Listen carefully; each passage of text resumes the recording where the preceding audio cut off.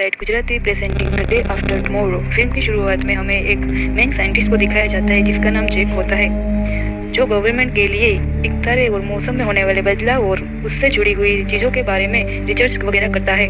फिर हम जैक को बर्फीले इलाके में अपने दोस्तों के साथ देखते हैं जो कि वहाँ पर जमी हुई बर्फ का सैंपल ले रहे होते हैं। तभी वहाँ पर जमी हुई बर्फ टूटने लगती है। तभी वो बर्फ दो हिस्सों में बढ़ जाती है और वहाँ पर बहुत बड़ी खाई बन जाती है। तभी जैक देखता है कि उसने जो बर्फ के सैंपल लिए थे वो खाई की दूसरी तरफ रह गए थे। तभी वो बिना कुछ सोचे समझे वहाँ पर दूसरी तरफ खाई की ओर सैंपल लेने के लिए चला जाता है। और जब वो सैंपल लेकर लौट रहा होता है तभी बर्फ और टूटने लगती है और खाई और भी बड़ी चौड़ी हो जाती है। जैक हिम्मत करके फिर भी वहाँ से कूद जाता है और वो खाई की दूसरी तरफ नहीं पहुँच पाता और फिसल जाता है। तभी उसके दोस्त देखते हैं कि जैक अभी भी एक खुद के सहारे खाई के नीचे लटका हुआ है और जैक के दोनों दोस्त अभी सही समय पर उसे ऊपर खींच लेते हैं। इसके बाद ये नज़ारा देखकर तीनों ही काफी हैरान रह जाते हैं। इसके बाद हमें दिल्ली शहर दिखाया जाता है। वहाँ पर सभी मुल्कों की ग्लोबल वार्मिंग को लेकर कॉन्फ्रेंस हो रही थी। ग्लोबल वार्मिंग यहाँ पर जैक भी होता है जो ग्लोबल वार्मिंग के बारे में सबको बता रहा होता है। जैक कहता है कि काफी वक्त से हमारे जमीन के टेम्परेचर में काफी वक्त से कई बदलाव हो रहे हैं। और जैक बताता है कि अगर हमने अभी कुछ नहीं किया तो आने वाले 100 सालों में सारे ग्लेशियर पिघलकर समुद्र में मिल जाएंगे, जिससे मौसम में काफी सारे बदलाव आ सकते हैं, जैसे कि बारिश, तूफान। और नॉर्थ एरिया जहाँ का टेम्परेचर बहुत ही डाउन होता है वहाँ पर और भी डाउन हो सकता है।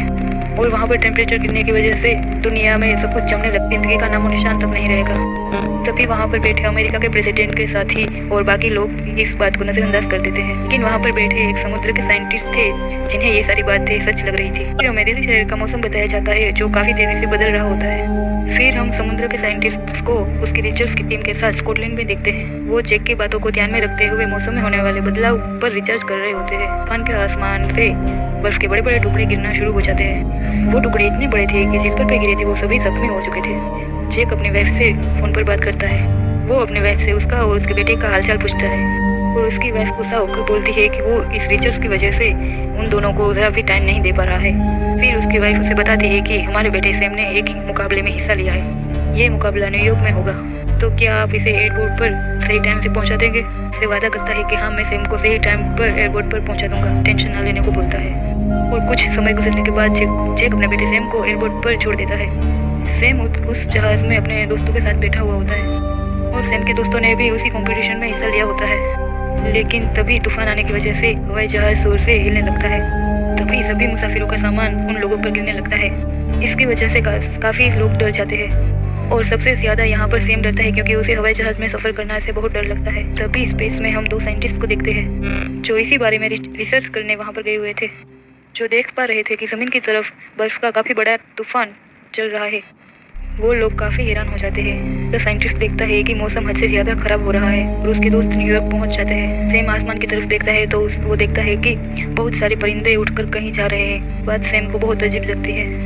वो काफी हैरान भी हो जाता है। अब सैम और उसके दोस्त वहाँ पर पहुंच जाते हैं जहाँ पर कंपटीशन होने वाला था, जहाँ पर इनका पहला राउंड काफी अच्छा रहता है, जिसके बाद इन्हें कुछ वक्त के लिए ब्रेक दी जाती है। तभी सैम और उसके दोस्त एक लड़के से मिलते हैं और उनकी दोस्ती हो जाती है। समुद्र का साइंटिस्ट जैक को फोन करके बताता है कि जो भी तुमने कहा था वो सब सही था, लेकिन तुमने कॉन्फ्रेंस में ये कहा था कि मौसम में ये सारे बदलाव आने वाले 100 सालों में होने वाले हैं, मगर ऐसा नहीं है। वो बदलाव तो अभी से शुरू हो चुके हैं। और समुद्र का साइंटिस्ट बताता है कि तुमने जो बातें कही थी मैं उसी पर रिसर्च कर रहा था और यह बात मुझे इस रिसर्च के बाद ही पता चली है। इसके बाद जैक काफी घबरा जाता है क्योंकि इनके पास दुनिया को बचाने के लिए ज्यादा वक्त नहीं बचा था।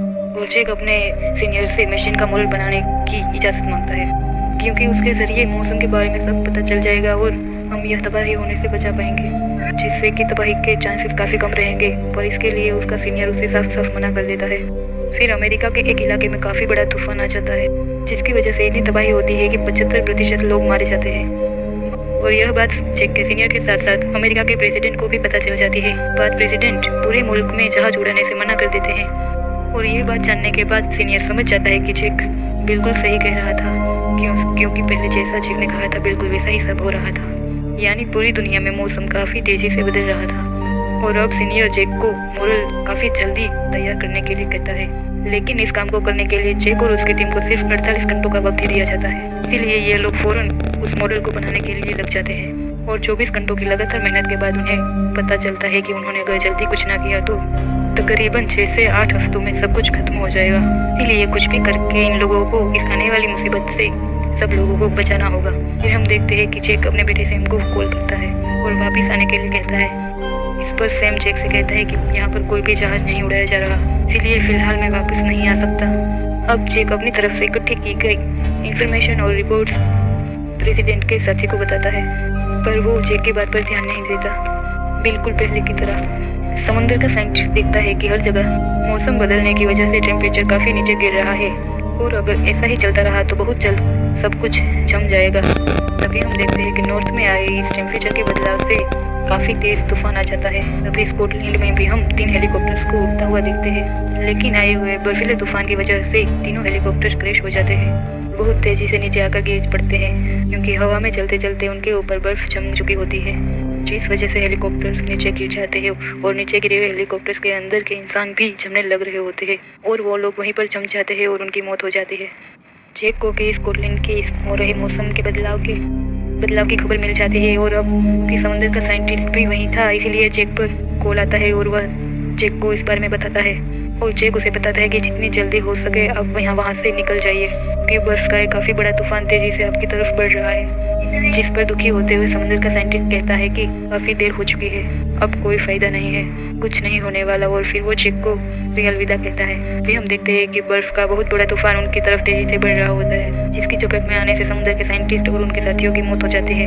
फिर हमें दिखाया जाता है कि न्यूयॉर्क में काफ़ी तेज बारिश हो रही होती है, जैसे सैम और उसके साथी वहीं पर फंस जाते हैं। तभी गार्ड सैम और उसके साथियों को एक लाइब्रेरी में जाकर उसकी जान बचाने को कहते हैं और तभी सैम को सामने से काफ़ी बड़ी बिल्कुल सुनामी जैसी एक लहर आती हुई दिखती है, इसके बहुत पास उसकी दोस्त खड़ी हुई थी और सैम उसे बचाकर लाइब्रेरी में ले आता है। तभी हम न्यूयॉर्क शहर का बहुत ही बुरा हाल देखते हैं, हर तरफ पानी ही पानी फैल रहा होता है। लाइब्रेरी के फोन से किसी तरह सैम अपने डैड को फ़ोन करता है, पूरे न्यूयॉर्क शहर की खराब हालत के बारे में बताता है और उसे जैक कहता है कि चाहे कुछ भी हो जाए तुम और तुम्हारे दोस्त लाइब्रेरी को छोड़कर कहीं भी मत जाना, तुम डरना मत, मेरा इंतज़ार करना, कुछ भी हो जाए सैम मैं तुम्हें लेने जरूर आऊँगा। इसके बाद जैक अपने सीनियर के कहने पर प्रेसिडेंट से जाकर मिलता है और उन्हें जैक अपनी तरफ से दी गई सारी रिसर्च की जानकारी देता है और इसके बाद फैसला होता है कि इस मुसीबत की घड़ी में वो नॉर्थ के लोगों की हेल्प करेंगे। वहाँ पर फंसे हुए जितने भी लोग हैं उन्हें वहाँ से निकाल कर वो साउथ एरिया में भेज देंगे, क्योंकि साउथ के हालात खराब इतने भी नहीं थे। इसके बाद जैक अपने दोनों साथियों के साथ अपने बेटे को लाने के लिए न्यूयॉर्क के लिए निकल जाता है। न्यूयॉर्क का टेम्परेचर इतना गिर गया था कि वहाँ पर जितना भी पानी पड़ा था सारा का सारा वहीं पर जम गया था और लाइब्रेरी में बैठे हुए सारे लोग बाहर का ये नज़ारा देखकर काफ़ी घबरा जाते हैं। तभी एक पुलिस वाले की नज़र बाहर के कुछ लोगों पर पड़ती है जो साउथ की तरफ चलकर जा रहे होते हैं। उन्हें देखकर वहाँ पर सभी लोग साउथ की ओर चलने की कोशिश करते हैं, मगर सैम उन्हें ऐसा करने से मना कर देता है और यकीन दिलाने की कोशिश करता है कि आप लोग बच जाएंगे। और वो बताता है कि मेरे डैड मौसम के साइंटिस्ट हैं, मेरी उनसे बात हो चुकी है और मेरे डैड ने कहा है कि हम यहीं पर रुके और यह लाइब्रेरी ही हमारे लिए ठीक जगह है। का टेम्परेचर काफ़ी तेज़ी से नीचे गिर रहा है और अगर हम बाहर निकले तो जमने की वजह से मर जाएंगे।